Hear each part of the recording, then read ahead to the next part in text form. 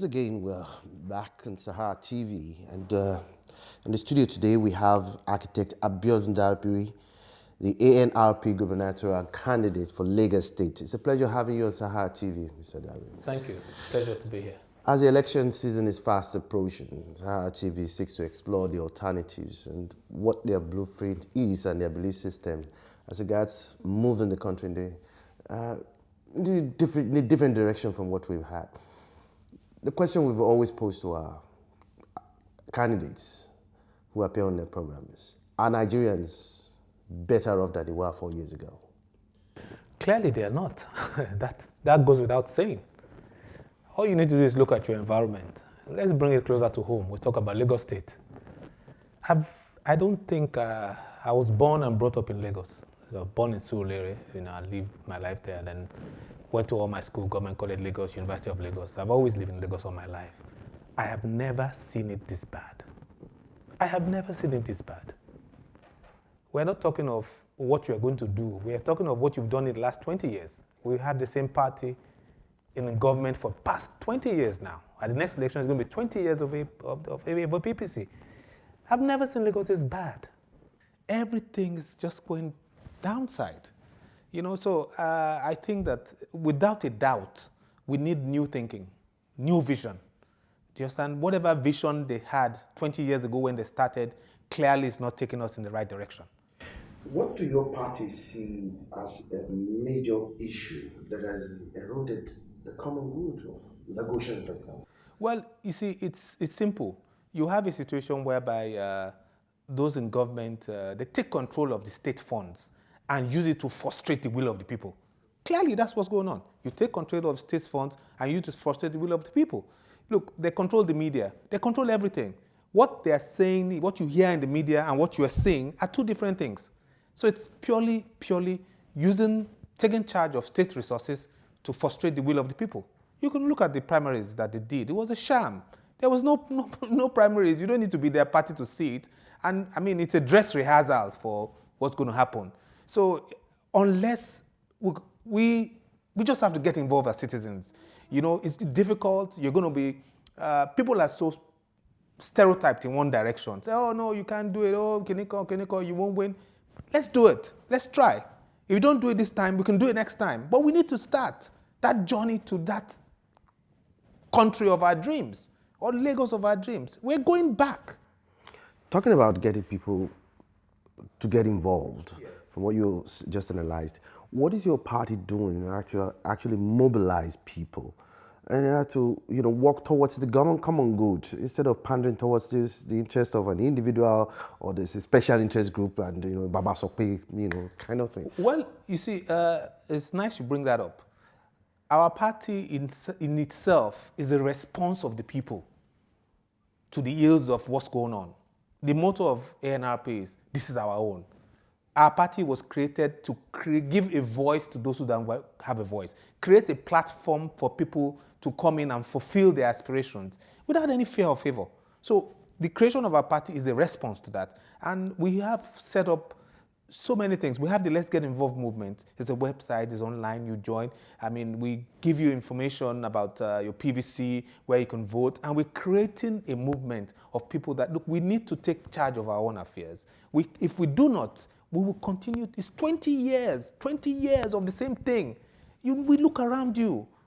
It's a total colossal failure. Let's not even talk about the resources that has gone down the drain. We can't see anything to show for it. People still lack the basic things, infrastructure, water. Let's take water. Yeah, going into those infrastructures, that's exactly what exactly is your party going to do to improve Lagos State's infrastructure?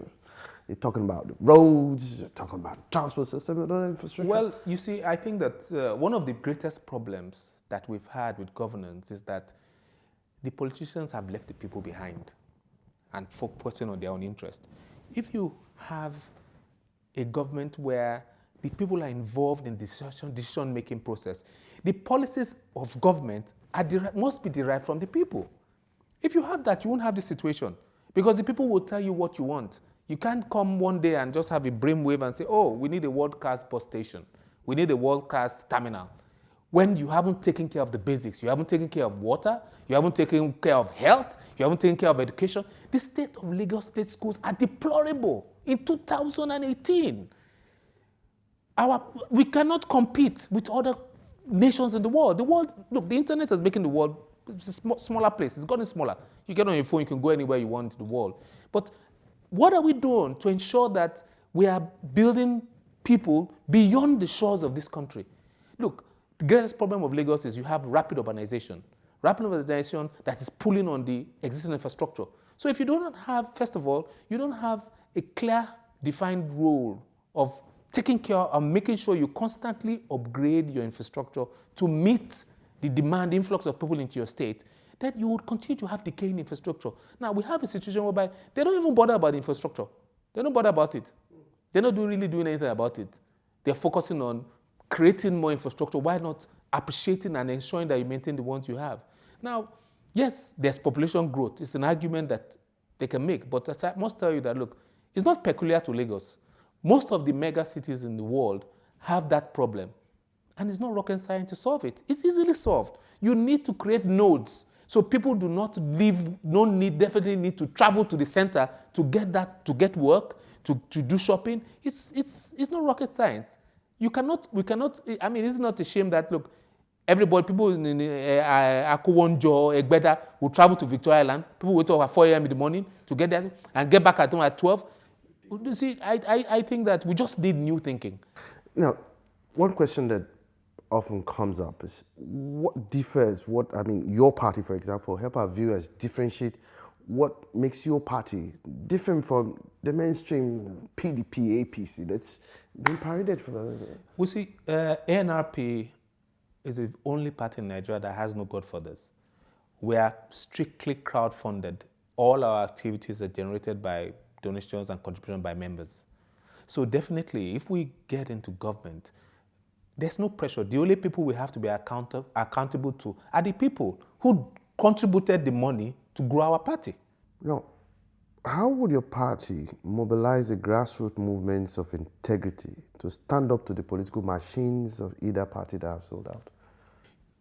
Well, I would like to talk in the context of Lagos, which is my own turf. And the dynamics in each state, you realize is slightly different. Now, in Lagos, one of the greatest problems in Lagos, which we are trying to work around, is that you have the highest number of enlightened voters, but they do not get involved in the political process. And you see, when you leave the decision to the artisans, the market women, this is what you are going to get. You find out that a lot of those people at that level have PVCs. And the reason they have PVCs is that they know that on election day, that PVC is 5,000 or 10,000 naira. And they have waited 4 years patiently for that day. So it's a hard nut to crack, telling them not to collect that money. And that is the only time that government seems to directly impact on their lives. So they see it as their own share of government. Now, we have the lower middle class up to the elite, completely complacent and quiet. Now, it is their duty, it is our duty to educate those people and go and cast our vote. Go and cast our vote. Follow our conscience. Don't say, oh, I'm not involved, then my vote won't count. Look, I have news for them. The political process is almost free and fair. That's why you see that in Ekiti, they are buying the vote before you cast it. Politicians never used to buy the vote because they just wait for the ballot and they manipulate the ballot and they manipulate the result. But it is now more difficult. I mean, kudos to INEC. We're not yet at the promised land yet, but they're gradually trying to ensure that the process is free and fair. So what is left is now for our people to, look, I tell people, I said, you do your own part and let the system correct itself. The system will correct itself. Society will correct itself. But you do your own part by going there to cast your ballot. You see, look, what they don't understand is if you don't cast your ballot, then it can be stolen. Because whatever ballots have not been counted, at the end of the day, the polling agents, they bribe them and they thumbprint those ones and add it to what is there. But if you have got your PVC, you are accredited, you go on that day and you cast your ballot, then you need nothing for anybody to manipulate. That's the honest truth about it. Now, this issue of vote buying, it's becoming a menace, and the government's inaction in this regard, the state's inaction in this regard is emboldening.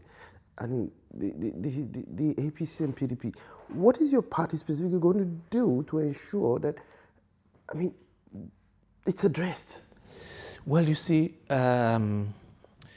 vote buying is an economic problem, because where you have extreme poverty, it's very, very difficult to tell a man who has responsibilities, the pressure of his family, the pressure of his children, you know, and he hasn't seen, let's say, 5,000 in the last 6 months. It's very difficult. You see, once you are not, you need to feed yourself first before you now know that, okay, there are some other problems out there that you need to do. A few of them, maybe a percentage of them will follow the conscience and at that point say, no, I can't do this. But it's a hard nut to crack. So you see, sometimes I even think that maybe they have deliberately put us in poverty so that they can continuously oppress us.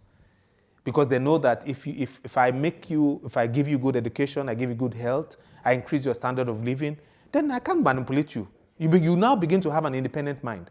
But where there is extreme poverty, the stomach will always win. But I think that, look, it's left to those of us who understand to educate those who don't understand.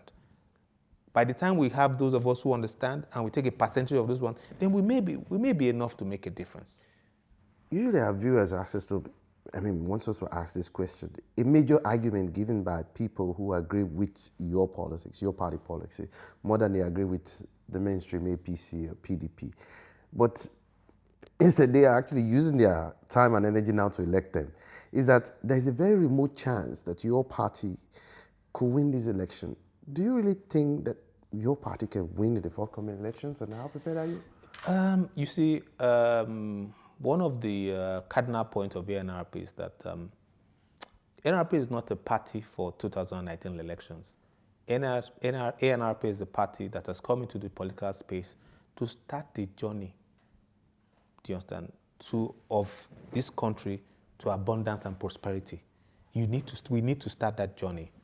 Now, what I have to say to those who say, oh, you're not going to win, blah, blah, look, we need to look beyond winning. You know, we need to look at trying to make a difference and trying to correct society. There's a popular argument that says, oh, you're not going to win, so I'm not going to vote for you. I don't want to waste my vote. Now, no vote is wasted. You know, your vote is your voice. You understand? You need to put your voice where you feel you need to put it. Even if we don't win, you see the data will be there. Whoever won will know that there was maybe 100,000, 200,000 people that didn't want him to get there. And he puts himself in check. But if you say, oh, well, I'm not going to vote for you because you're not going to win, then the guy continues to believe that he's living in that world that everybody wants him. So we need to lend our voice to where our conscience is. It's very, very important. There are tons of grassroots groups doing work right now. What kind of connections have you been able to make with this grassroots? Well, you see, one of the things I did was to ensure that I encouraged all our members to join all the movements available. You see, there are so many political movements out there, started by young people who want to be involved.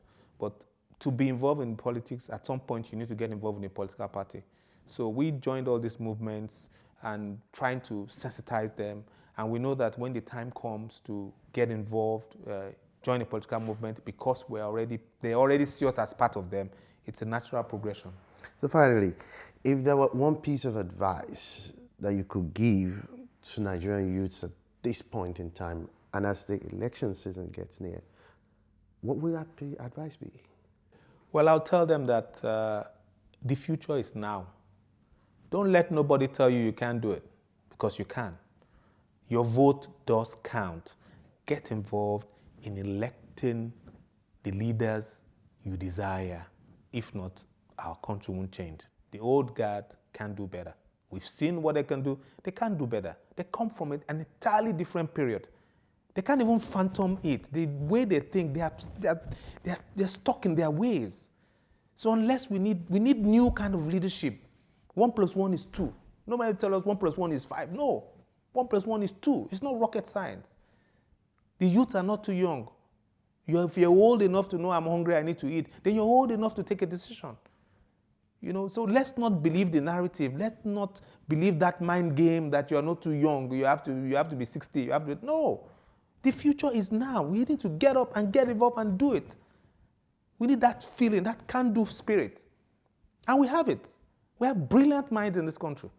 The young people in this country are doing tremendous things all over the world. They can hold their own against the youth of any other country. Architect Abiodun Dabiri, thank you very much for your insightful analysis. Appreciate your comment on Tara TV. Thank you very much for having me here. Great. Yeah.